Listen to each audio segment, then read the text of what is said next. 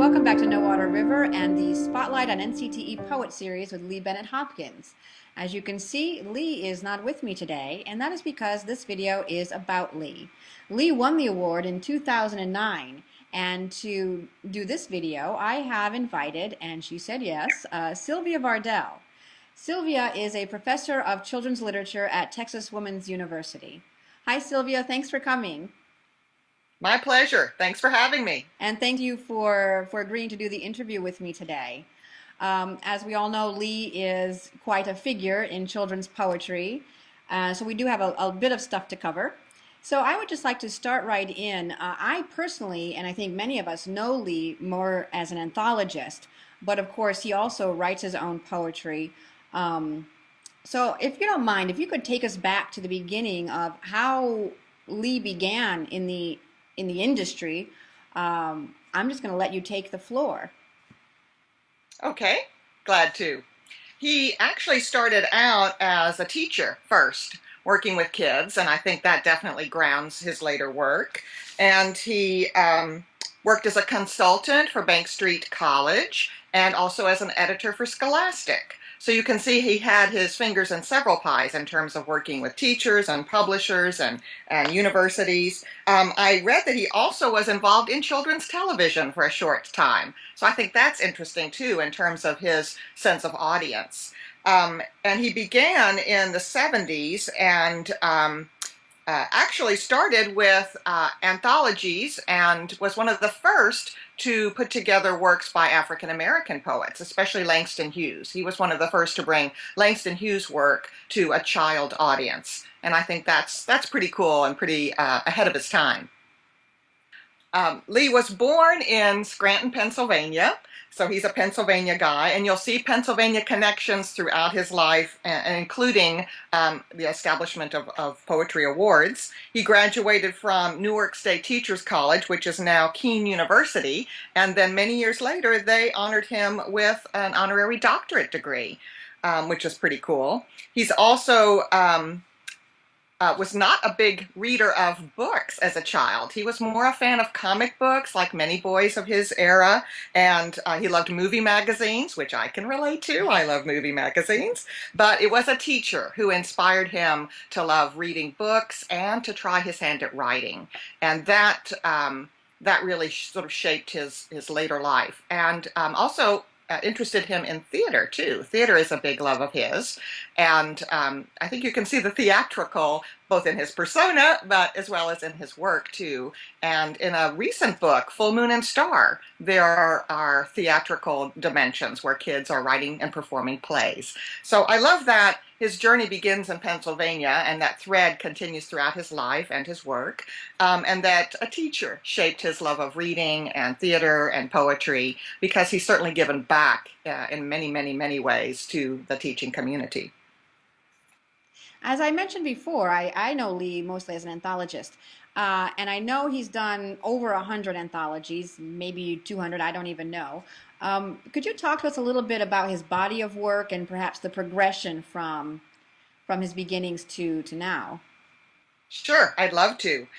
Yes, he actually has been awarded a Guinness Book of World Records award that I'm pleased to report one of my students helped to document. Beth Enochs and her 10-year-old son took on the challenge, researched how to apply for such a thing, worked with Lee, gathered data, and actually were able to receive the certificate. I have a photo of her young son proudly holding it up, because you actually have to pursue that. That doesn't just happen. And she was so thrilled to be able to do that. She's a big advocate for poetry herself, and it was fun to get a kid involved in pursuing that as well. So that's pretty cool to have a children's book author recognized in something like that is very well understood in popular culture. Since then, that was 113 books that set the record. He has more even since then. And I'd like to talk about his work in sort of clusters of work, because he's done all kinds of different things over the years, sometimes writing his own work, poetry and autobiography, and even professional references, and often anthologizing other works, sometimes classics, but more often than not inviting new poets into the world of poetry publishing and mentoring new voices and getting published. I always tell my students that Lee's work is the best place to meet new voices and new poets. So that's pretty unique as a contribution to the field. His work that is his own writing has been featured in multiple books. One of my favorites is Good Books, Good Times, which is a collection of poems that celebrate books and reading. So that's a fun set of poems to open a lesson or welcome kids to the library or whatnot. He wrote Alpha Thoughts, that is a series of alphabet poems that was just reissued again in paperback. His work has deep roots and long legs. One of my favorites, I guess I say that a lot, but I'm a big fan, is City I Love, which came out just a few years ago. And because I'm a city gal, I love the poems and their celebration of life in the city, in cities around the world, with beautiful art by Marcellus Hall. It's a very engaging collection, and that's all Lee's work. So there's a variety of things that people don't always realize he wrote himself and are very fun and worthy of sharing with kids. He also has done autobiographical works. I think I have one here. And I'll read a poem from this later because I think it's so beautiful. Also still in print after almost 20 years, Been to Yesterdays. It's a poetic memoir. And then two novels, very short novels for children, Mama and Mama and Her Boys. Also autobiographical and very engaging for young readers. Probably what he is best known for in the school community are all his poetry anthologies that are tied to school curricular topics. There's so many. School Supplies, that is such a fun collection where you have poems from the point of view of the dictionary, the notebook, pencil, the globe. A really fun way to get kids to talk about the aspects of school that are right there, tangible and in front of them. Marvelous Math, Spectacular Science, Got Geography, Incredible Inventions, and another one that I think is so appealing, I Am the Book. Poems all about books and reading and celebrating the library. Perfect for language arts and reading class.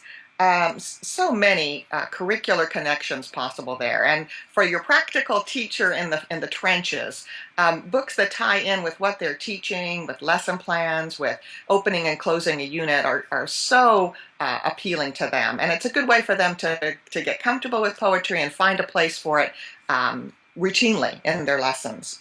I am particularly fond of his history connections. He's done quite a few anthologies that tie in with American history, American geography, famous people in U.S. history, and that is such a running thread through teaching that those collections are also just really useful and beautiful anthologies of many voices. This one is probably my favorite of all of them. It's more serious, obviously, because the topic is America at War. But it's a beautiful treatment of a very serious topic in a way that young children and even through middle school and high school can really relate to and understand the human dimension of war and our country's role in multiple wars. So those are just a few of the examples I have right on hand in my shelves that I really like to celebrate. But I also wanted to mention that one of his unique contributions is creating what are called I Can Read poetry collections. These are just two examples. That was his idea that apparently I read he suggested at a lunch with an editor, and it's really taken off too. And the idea is that the poetry is very accessible for the youngest reader, for the 4, 5, 6-year-old who's just starting to read, much like Dr. Seuss did with Cat in a Hat books, trying to create engaging material for children who are just beginning to read. Lee has done that with poetry. Just beautiful. And then finally, I also wanted to mention that he's not just a poet and an anthologist and a mentor and an advocate, but he's also created several works for the adult who wants to know more about poetry, literacy, and teaching. Several professional resource books, including Pass the Poetry, Please, which was probably I think it might have been one of the first, if not the first, one of the earliest books for teachers about the how to share poetry. And it certainly inspired me in my work. That came out in 72 the first time, then was reissued. He also wrote Books Are by People and More Books by People, which are interviews with authors that helped teachers and librarians and parents understand sort of the backstory of the creation of children's literature, including many poets, of course. He wrote Do You Know What Day Tomorrow Is? An almanac that suggested ways to tie literature in with daily events, and Pauses, autobiographical reflections of 100 creators of children's books. Again, a look at the people behind the creation of the wonderful literature that we all enjoy. So I think that's a pretty significant body of work for the youngest child, the adult, the school teacher, the librarian, the parent, and just the plain old word lover who wants to know where to go for good books that kids are going to love. For good books and good times, I guess. There you go. That was quite an amazing overview of his work, Sylvia. Thank you so much. I kind of blew my hair back on that one. And now Lee, besides all this amazing work, has also been instrumental in establishing awards for children's poetry. Could you, and I think there was even a new one out, so could you tell us a little bit about how those came about and what they are?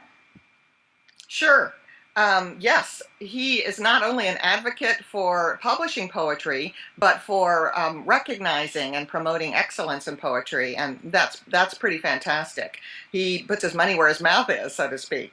And in the early 90s, he established an award for the best book of poetry for children, a single title, and it is appropriately named the Lee Bennett Hopkins Award. And I love that it's offered jointly with Penn State University, because remember his Pennsylvania roots. They give it out every year. I've actually served as a judge on that committee, and it's a wonderful experience to immerse yourself in the poetry that's published in a given year. And they usually have honor books as well. So a single book is recognized, and then a handful of honor books. And there's a ceremony to honor the winning poet. And the first book was actually awarded in the first award in 1993, and that was Ashley Bryan who won. And it continues to this day, and each recipient receives a cash prize as well as the award plaque, and hopefully lots more recognition for his or her work and more awareness of the excellent poetry that's being published. I find it so inspiring that I've corralled my students to create a website that we call a toolbox for his award that you'll find online. And for each award-winning book, we've created videos and teacher guides so that there's even more awareness of the award. And there's a link to that at the award website as well. And then a couple years later, in 1995, he established another award, and this one is for a new poet. This is a way to grow more poets in the field of poetry for children, and it's called the Lee Bennett Hopkins Promising Poet Award, and it is in conjunction with the International Literacy Association, which is formerly the International Reading Association, IRA, now ILA, and together they honor a new poet. This award is given, I believe, every 3 years to a poet who's published no more than 2 books and whose work meets the various criteria for excellence and is worthy of support. And I believe Deborah Chandra was the first recipient in 1995, and I think Guadalupe Garcia McCall is the most recent recipient. I think I have that right. And again, we have, my students and I have created a website with teaching ideas for their works as well, trying to help get the word out on these wonderful voices worth knowing and reading. And just this year, Lee established a 3rd award for poetry for young people, and that is with the SCBWI, which is the Society for Children's Book Writers and Illustrators. And an SCBWI member who creates a beautiful, excellent poetry book can receive that award. It goes to a single poet, an anthologist, or multiple poets for a single title. And that is to be given every 3 years also. And it's yet another recognition of the wonderful work that's being done in poetry for children and helps create a climate where excellence is recognized and people look to the awards for building their library collections and choosing books to share in the classroom. So it's wonderful publicity as well as a celebration of good poetry work. In our interviews, I always ask Lee if you could share some quotes by the poet of the day on writing poetry, on teaching poetry, on poetry in general. Do you have some from Lee now that you could share with us? Yes, I do. I love to use quotes as well, and Lee has several really great ones that I've shared often in my presentations and with students. Here's one I think is perfect for teachers. Don't dissect poetry. Enjoy it every day. There shouldn't be a day without poetry. It fits into every area of the curriculum, every area of life. And I think his work shows us how. I love that one. He also talks about avoiding the DAM approach, the D-A-M, dissect and memorize approach. And I love using that with my students. Here's one other quote where he talks about himself and poetry and how important it is to him. Poetry and I fit together. I can't imagine being without it. It is food and drink. It is all seasons. It is the stuff of all existence. Deep thoughts, but beautifully put. And then here's one that I think is the perfect banner for the classroom, the library, the website, you name it. Give children poetry. It is one of the best gifts you can give them, a gift to last a lifetime. And I love that because I have found so often that people go to a poem for a big moment in their lives, a birth of a baby, a funeral, a wedding toast, a graduation speech. It's poetry that captures those big moments and that last all life long. I think that's pretty awesome. I wanted to mention Lee also has an excellent website. You probably would have mentioned that, but he keeps a journal there and has a list of his books and awards, and it's a great way to keep up with his work too. Those are beautiful quotes and certainly sum up Lee as a person as well, I would think, at least the Lee I've gotten to know over the last couple of years. I would love to end, if you would, with a poem written by Lee. Your choice, if you wouldn't mind reading us something. I'd be happy and honored to share a poem, and the one I've chosen is from his autobiographical, Been to Yesterdays, and the poem is entitled To, T-O. Here we go. To make this world a whole lot brighter, when I grow up, I'll be a writer. I'll write some things I know. How to hunt, how to throw, a Christmas wish, a butter dish, a teddy bear, an empty chair. The love I have inside to share, yes. To make this world a whole lot brighter, when I grow up, I'll be a writer. And I'm so glad he did. I have shelves of Lee Bennett Hopkins anthologies, and I hope every school and library will add the same. Sylvia, thank you so much for stepping in for Lee today. I am honored that you said yes and thrilled with the information that you've brought to us today. And for those of you watching, we'll see you with the next episode of Spotlight on NCTE Poets. Bye-bye, Sylvia. Bye.